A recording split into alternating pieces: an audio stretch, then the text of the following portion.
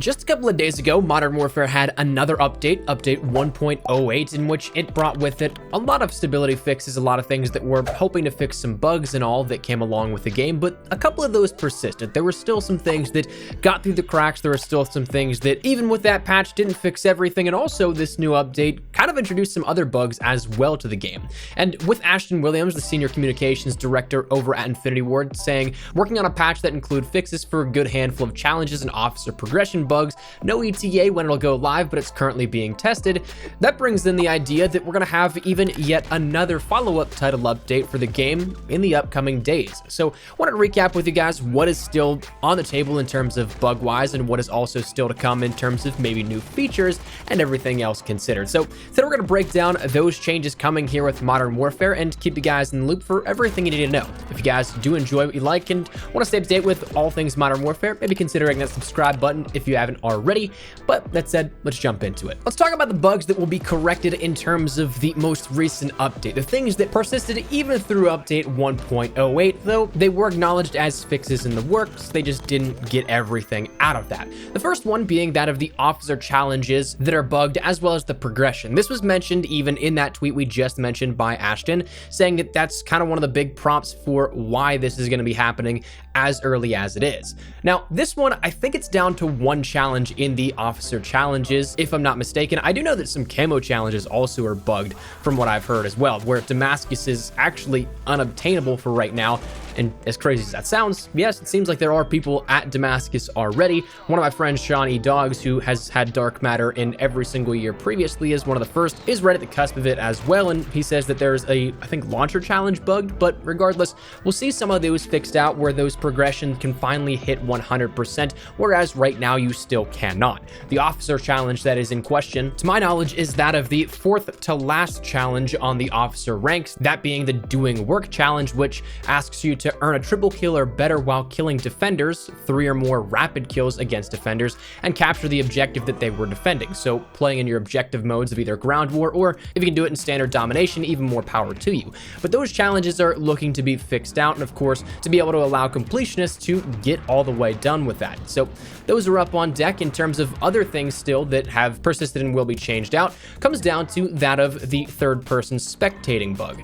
Now, this is in non-respawn modes, so your search and destroy, your cyber attack, your headquarters once the HQ is captured, in which if you end up dying, your camera ends up hitching on to where you died. You don't naturally go into spectating another teammate, and so therefore, you can still, for a decent period of time, call out where enemies may be to your team, giving a sort of unfair advantage. While it's not necessarily a third-person perspective advantage like we had in years previously, or like where you could emote and blackout, it's a lot more confined than that, but it is something that still, of course, gives some information that it shouldn't when working properly. So that'll be fixed out in the upcoming update, hopefully, assuming again none of these things get through the cracks like they did in the past. Then we also see that there is a bug persisting where you have to choose a loadout randomly whenever going to spawn in ground war. And my goodness, this isn't a huge game-breaking bug, but it is one of the most annoying things I think that I've encountered within ground war. And sometimes it will, even if you're on a selection that is further up the map than say your HQ or your home flag, it will sometimes, because of that glitch where it will prompt you to select your loadout, it will sometimes bounce you back to that HQ or to that home flag,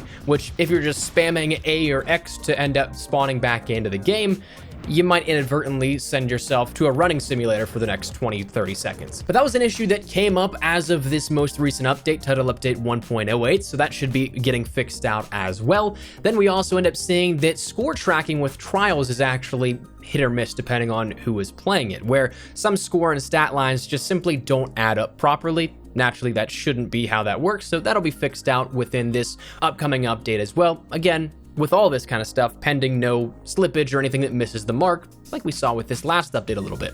But then we also see some more upcoming changes and things that are being tuned for another pass or something that is brand new and being adjusted here with this. And we'll start out with talking about this stuff with even more further 725 balancing.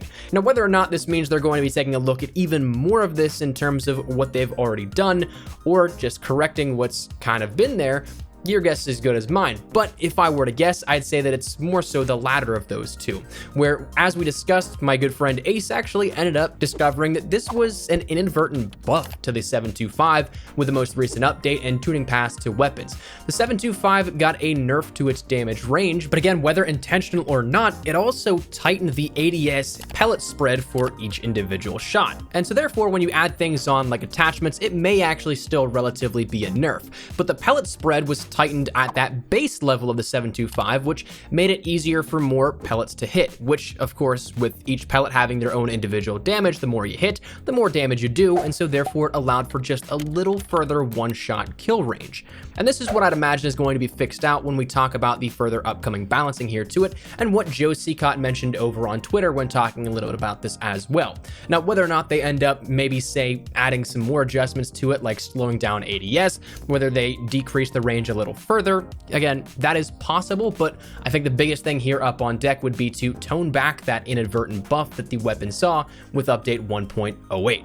Now, outside of that, we also see that in recent talks that David Mickner, a designer over at Infinity Ward, has been talking with some of the community about the kill feed adjustments, which currently feature the avenged you, saved you, you saved, you avenged, and so on and so forth that you see in between some of those individual kill lines. Now, this is of course something for if you're somebody that is a feeder, you like to snipe, you like to go for quad feeds, whatever it may be, that can definitely bring down those clips that you end up hitting. These will be removed from the kill feed, and then if you end up hitting collaterals, the new penetration icon will no longer show up. Instead, the penetration icon is only going to be reserved for walls and other surfaces that you can shoot through, not penetrating through another enemy. So that stuff will be adjusted, and then also on top of that, taking that a little step further, it also is going to remove the so-and-so is connected and so-and-so has left that shows up in the text lines as well. Now, if we're going to be talking about that kind of stuff, I'm curious if this is going to change the in-game text chat at all. Now, that's something that is nice to have, especially considering the fact that it's been a thing on PC, but seeing it now with crossplay show up for everybody where they can take part in that, it's a cool feature, but it also is kind of intrusive in where it's located. So I'm curious if that's going to change any of the HUD dynamic in what we see. And if we're talking HUD icons a little further, one thing that I noticed here is that I would love to see a revert to the DEF CON icon as well, or the DEF CON countdown. Forgive my ignorance if this is something that was just a bug and it's since been adjusted and it's no longer like this, but after update 1.08, this is what you saw on screen with the countdown being below the flag icons within Ground War, but before the update, it was actually above the flag icons, so it wasn't as intrusive into your perspective and your POV, so I'd love to see that kind of stuff reverted back in so that it's not taking as much space on my screen and taking away from whatever I may be able to spot.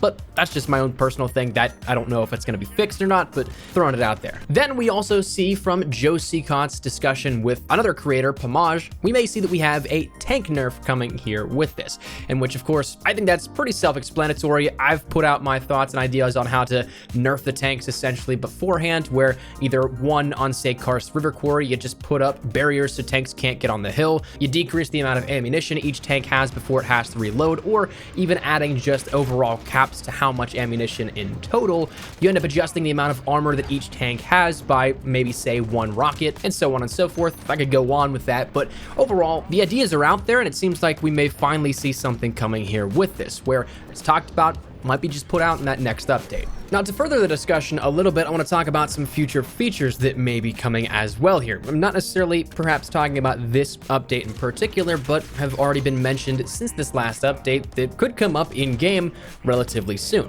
The first thing being the fact of more 24/7 playlists. Now, this of course is something that as the year goes on, we'll probably see a hefty total of these, more map-specific ones as well. Right now, we end up having Shoot House 24/7, and someone asked Ashton about this, asking if 24/7 maps could be a staple thing on the main menu, if that could be something that just stays there, to which Ashton said they'll most likely rotate them in and out over time. So if I were to guess, this means to keep some in, perhaps with newer rotations if new maps come up, but say Shoot House 24/7 won't be that main 24/7 playlist all the time.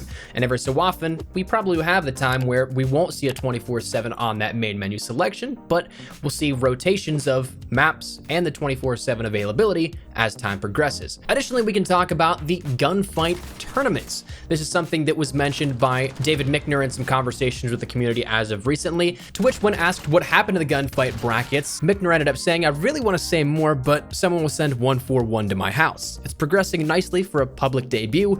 More info will be coming in the near future." Now, this makes sense, and this also ends up lining up with something that Joe Seacott told me pre-release. I talked with Joe pre-launch at our capture event out in Los Angeles a week before the game went public, and he mentioned that right now they were focusing on the launch of the game. They were trying to build the game's stable core. The tournaments were going to be there. They're an awesome addition they can't wait to put in, but they weren't going to launch with the game just so they could make sure everything was under wraps, and that makes sense to me.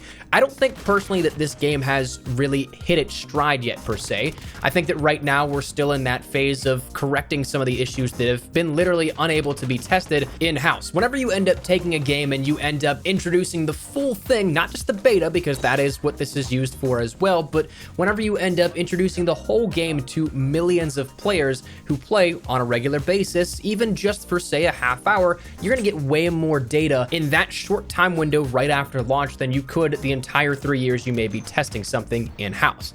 That's just the way that it works. It's just the law of numbers. So right now they're correcting the issues that may pop up that they had no idea would exist. Now, once they get all that stuff down, once we see some of these updates kind of subside, that's when those things will be added in. And my guess is that right around the season 1 time frame, that might be when we end up seeing this, when we see more content and more modes and things added in that just fill out the game and the base offering.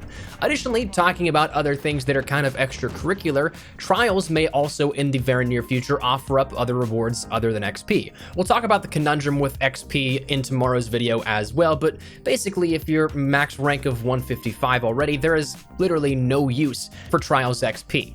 That doesn't do anything for you. So to be able to get other rewards, whether that be maybe weapon charms, calling cards, emblems, or maybe even the odd blueprint that's super rare, that's something that I personally would be all for. Then also, Ashton ended up saying over on Twitter that they're working on implementing a profanity filter as well for names.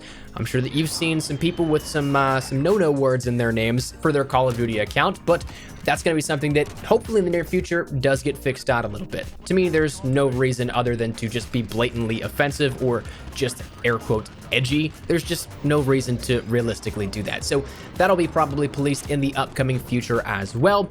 And then the final thing I want to talk about is that of maybe the update timing that we can see here for this update that's on the horizon. Maybe not necessarily the future content like the gunfight updates in which the brackets are introduced, but honestly, right now, we don't have enough information to pinpoint it down.